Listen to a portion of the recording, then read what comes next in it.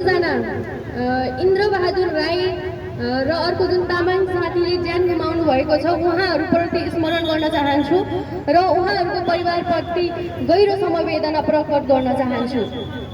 सबैभन्दा पहिला त म संवैधानिक हकबाटै सुरु गर्छु। हरेक नेपाली नागरिकलाई उसको आवाजको हक छ भन्ने कुरा संविधानमै लेखिएको छ।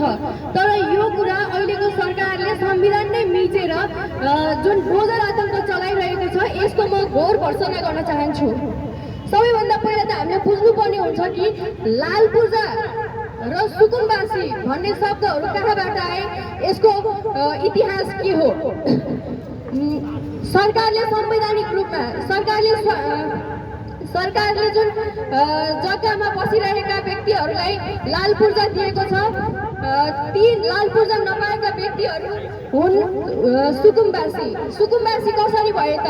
पहाडतिरबाट झरेका रोजगारी र विभिन्न अध्ययनको सिलसिलामा झरेर तराई क्षेत्रमा वा सहरका विभिन्न क्षेत्रमा झरेर सार्वजनिक वा सरकारी क्षेत्रहरूमा घर बनाइ बसेकाहरू हुन् अहिले हामीले भन्ने सुकुम्बासी।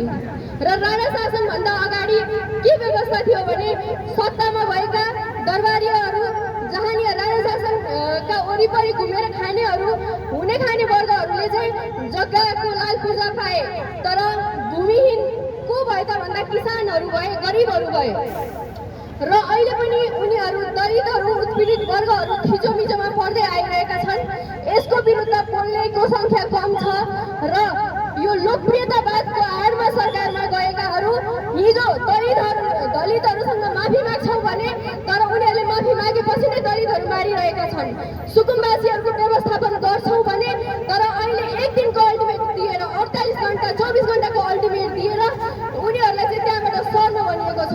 र म के भन्न चाहन्छु भने कुनै पनि घरवालाले पनि 35 दिनको अल्टिमेट दिएर मात्रै कोठाबाट सर्नको लागि त्यसरी अल्टिमेट दिनुपर्ने हुन्छ। तर यो सरकारले 24 घण्टा 48 घण्टाको अल्टिमेट दिएर सुकुम्बासीहरूको उठीबास लगाएको छ, बोझल आतंक चलाएको छ।